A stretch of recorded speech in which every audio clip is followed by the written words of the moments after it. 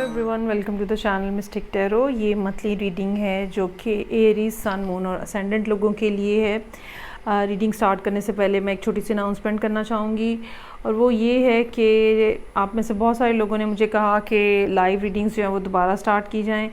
और सूरत हाल कुछ इस तरह से है कि मेरे लिए फ़िलहाल ये मुमकिन नहीं होगा कि मैं वीकली बेसिस पे या मंथली बेसिस के ऊपर जो है वो लाइव रीडिंग जो है वो कंडक्ट कर सकूं। तो उसके लिए मैंने सलूशन जो निकाला है या ऑल्टरनेटिव जो मेरे जहन में आया वो ये कि मैं यहाँ पे आपको एक लिंक दे दूँगी डिस्क्रिप्शन बॉक्स के अंदर वीडियो का, और ये जो वीडियो है ये ऑलरेडी पोस्टेड भी है। ये पिका कार्ड रीडिंग है, इसमें ऑप्शंस को आप चूज़ करते हो और मैं हर ऑप्शन को इस तरह से आपको एक्सप्लेन करूँगी कि अगर आपका येस और नो का क्वेश्चन है, रिलेशनशिप का, करियर का क्वेश्चन है, फ्यूचर से रिलेटेड कोई बात है, तो वो सारे मामलात जो हैं वो उसके अंदर जो हैं वो एडजस्ट हो सकते हैं। तो इसका तरीक़ाकार यही हो सकता है कि मैं फ्रीक्वेंटली इस तरह की रीडिंग्स एक से ज़्यादा टाइम्स जो हैं वो वीकली बेसिस के ऊपर एक से ज़्यादा मरतबा इस तरह की रीडिंग्स जो हैं वो अपलोड कर दूं। फिर जब भी आपके जहन में कोई क्वेश्चन आता है, चूँकि ये टाइमलेस रीडिंग्स होती हैं, तो जौन सी रीडिंग भी आपको मुनासिब लगे या जौन सी भी रीडिंग आपको कैची महसूस हो, तो उसमें आप अपनी ऑप्शन जो है अपने क्वेश्चन को सोच के अपनी ऑप्शन चूज़ करके तो आंसर फाइंड आउट कर सकते हैं। ये एक ऐसा सोल्यूशन है जो कि मुझे काफ़ी फिजिबल लगा है। मुझे इस पर आपकी राय का इंतज़ार रहेगा, अपनी ओपिनियन दीजिएगा इसके ऊपर मुझे। Okay ji, so now towards the reading. Aries, sun, moon and ascendant, October का महीना है, स्टार्ट होने जा रहा है। तो रीडिंग एज़ यूजुअल जो है वो करियर ओरिएंटेड और रिलेशनशिप बेस्ड है। आई हैव 2 कार्ड्स ओवर है फॉर द एडवाइस, जो कि हम करियर से रिलेटेड मामलात के लिए देखेंगे, and similarly I have 2 cards for of advice for the relationship. अच्छा, यहाँ पे यूजुअली जैसे आपको पता है कि फायर साइन होते हैं एरीज़, और बहुत इंथुजियास्टिक होते हैं और बहुत आगे बढ़ के काम करने वाले, और जो जहन में आ गया उसके ऊपर चीज़ों को लेके चलने वाले, इस तरह के लोग होते हैं ये। लेकिन यहाँ पे इस टाइम के ऊपर रिलेशनशिप में जो सूरत हाल है वो इस तरह से है कि जैसे कुछ ब्रेकअप में से आप गुजरे हैं, और ये ब्रेकअप जो है ये आई रियली फील कि इसी साल के अंदर अंदर हुआ है आपका, और जो पर्सन है, ठीक है, वहाँ पे वो काफ़ी ज़्यादा मैच्योर एक पर्सन जो है वो नज़र आ रहा है जिनके साथ आपका रिलेशनशिप था। अब एट द मोमेंट जो सूरत हाल है वो ये कि आप अपनी फायरी जो खसूसियात हैं, क्वालिटीज़ हैं, उनको छोड़ के बहुत हद तक स्टेबिलिटी की ख्वाहिशमंद हैं। चाहे आप मेल एरीज़ हैं, चाहे आप फीमेल एरीज़ हैं, आप इस टाइम के ऊपर एक ऐसा रिलेशनशिप बनाना चाह रहे हैं जो कि स्टेबल हो, ग्राउंडेड हो, जो कि कमिटेड रिलेशनशिप हो, और उसमें सिर्फ एक दूसरे के जज्बात का ख्याल ना रखा जाए, बल्कि एक दूसरे की जो फ़िज़िकल नीड्स हैं, जो डेली की हमारी ज़िंदगी गुजारने के लिए जो चीज़ें हमें चाहिए उनका भी ख्याल रखा जाए। अब जहाँ एक तरफ आप ख़ुद बहुत ज़्यादा नर्चरिंग नज़र आ रहे हैं और बहुत ज़्यादा केयरिंग नज़र आ रहे हैं, लेकिन आपको डर है इस बात का कि ये पर्सन जो आपके जहन में है, जिसके साथ ऑलरेडी पहले भी कुछ ब्रेकअप आपका हो चुका है, पहले भी कुछ मामलात ख़राब हो चुके हैं, और आपको ये लगता है कि ये पर्सन जो है ये बहुत ही ज़्यादा पैशनेट है, बहुत ही ज़्यादा इमोशनल भी, इमोशनल इन दैट सेंस कि इमोशनल, एक तो इमोशनल जो आम इमोशनल होता है, लेकिन यहाँ पे किंग ऑफ वॉन्ड्स के साथ जो इमोशनलिज्म है वो इंथुजियास्टिक जो हम कहते हैं वो पर्सन जो है वो होता है। सो आप जो है वो बहुत हद तक इस टाइम के ऊपर चाह रहे हैं कि ये इंथुजियाज्म जो है ये एक कमिटमेंट में चेंज हो जाए, और ये पर्सन जो कि बहुत ही ज़्यादा फियर्स किस्म की पर्सनालिटी है, ये एक स्टेबल ग्राउंडेड किस्म की पर्सनालिटी बन जाए, जिसको आपका ख्याल हो, जो कि आपके साथ एक कमिटमेंट के अंदर रहना चाह रहा हो, जो कि आपके साथ डे टू डे बेसिस के ऊपर जो हमारी रिक्वायरमेंट्स होती हैं उनको हम लुक आफ्टर करने वाला हो।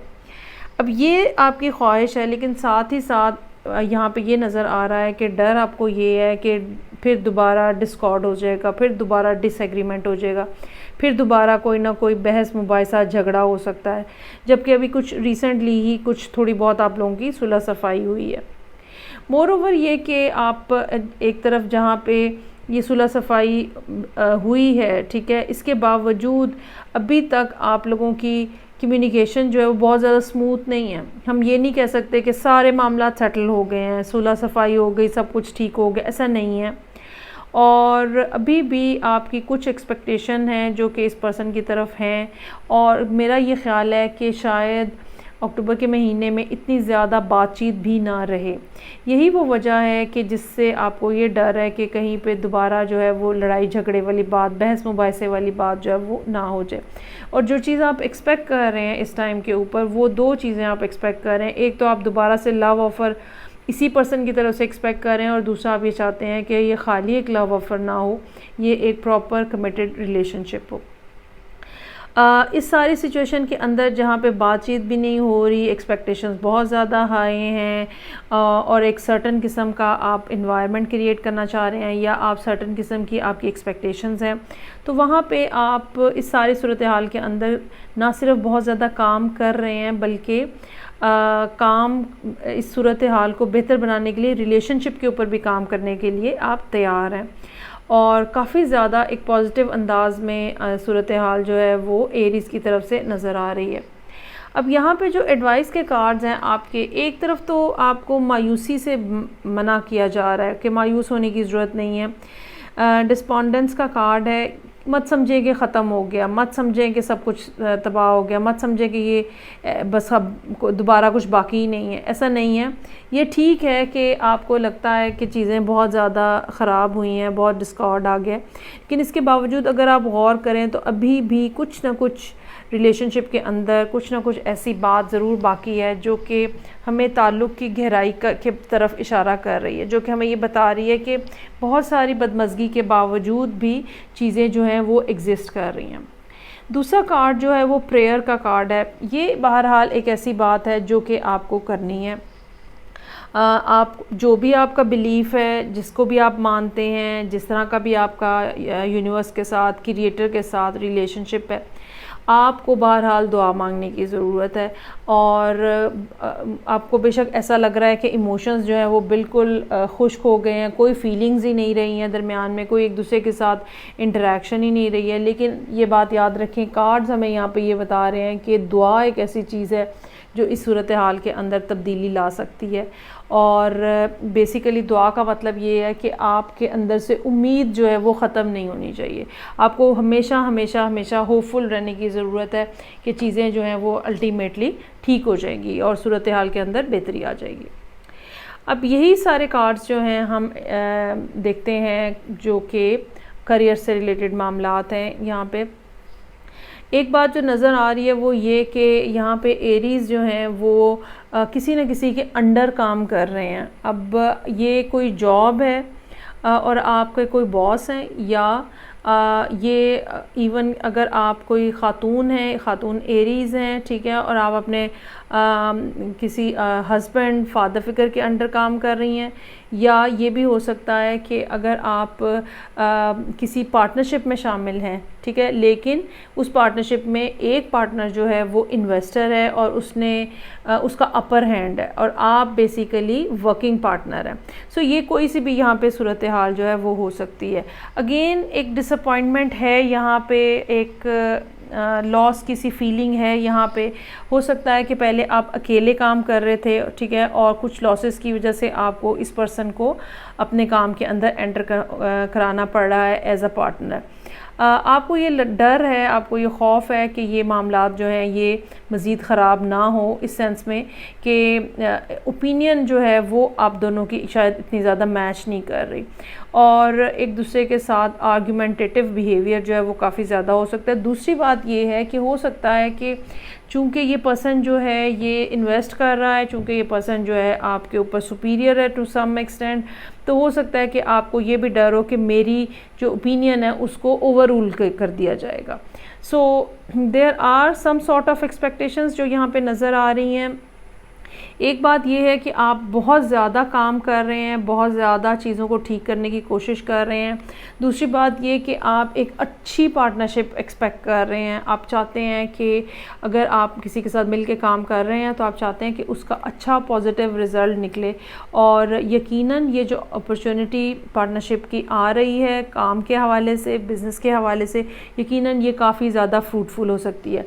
मुझे नहीं लगता कि आपको इसके बारे में बहुत ज़्यादा कोई सोच विचार करने की ज़रूरत होगी। काफ़ी अच्छी सूरत हाल है जो कि यहाँ पे कार्ड्स पे मौजूद है। जो यहाँ एडवाइस के कार्ड्स हैं, एक बात तो ये है, bring love in to the situation, new moon in Aquarius. नए आइडियाज़ को जनरेट करने की ज़रूरत है, नए नए बातों के बारे में पता होना चाहिए। अगर आपका ये ख्याल है कि वही पुराने ट्रेडिशनल तरीके से आप कारोबार या बिज़नेस कर लेंगे तो ये आपकी गलतफ़हमी है। आपको बिज़नेस के अंदर कुछ ना कुछ नया लाने की ज़रूरत है, क्योंकि कंपटीशन जो है वो काफ़ी ज़्यादा हाई हो सकता है। जो भी अब आपका काम है यहाँ पे, तो जॉब है या बिज़नेस है, तो कंपटीशन जो है वो काफ़ी ज़्यादा आपके लिए हाई हो सकता है। दूसरी बात जो कही जा रही है वो ये कही जा रही है, एक्सपेक्ट अ पावरफुल चेंज। मुझे ये लगता है कि ये पर्सन जो है, जो कि इन्वेस्टर के तौर पे या बॉस के तौर पे एंटर हो रहा है, इस सिचुएशन के अंदर मौजूद है, ये यकीनन कोई ना कोई बड़ी तब्दीली लेकर आएगा। काम करने के अंदाज़ में तब्दीली ला सकते हैं, चूँकि ये इन्वेस्टर हो सकते हैं, सो पैसों की इन्वेस्टमेंट से सूरत हाल के अंदर तब्दीली आ सकती है। सो आपको एक पावरफुल चेंज जो है वो आपको एक्सपेक्ट करना चाहिए, और ये चेंज जो है ये बहरहाल मुझे तो पॉजिटिव होती हुई नज़र आ रही है। मुझे इसमें कोई नेगेटिविटी नज़र नहीं आ रही, एक्सेप्ट दैट कि ये ज़रूर हो सकता है कि ये पर्सन जो है ये कुछ नए आइडियाज़ ऐसे लेकर आ रहा हो जो कि, जबकि on the other hand Aries जो हैं वो बहुत ही ज़्यादा स्टबन किस्म की माइंडसेट के साथ नज़र आ रहे हैं, और एक जो टिपिकल वो काम कर रहे हैं, बस वही काम करते जा रहे हैं, there is nothing new in that. लेकिन मुझे ये लगता है कि ये जो पर्सन है जो एंटर हो रहा है इस काम में, ये कोई ना कोई ऐसी चेंज लेकर आएगा जो बिल्कुल ब्रांड न्यू होगी, लोगों ने शायद उसके बारे में सुना या जाना ना हो, और ये यकीनन फिर आपके काम के हवाले से आपको बहुत ज़्यादा हेल्पफुल साबित होगी। ठीक हो गया जी। सो ये थी रीडिंग जो कि एरीज़ लोगों के लिए थी, Aries sun moon and ascendant. Feedback का मुझे इंतज़ार रहेगा। अपनी ओपिनियन के बारे में भी मुझे गाइड कीजिएगा। मैं आपसे नेक्स्ट रीडिंग के साथ फिर मिलूँगी, तब तक के लिए अपना बहुत ज़्यादा ख्याल रखिएगा। खुदा हाफिज़।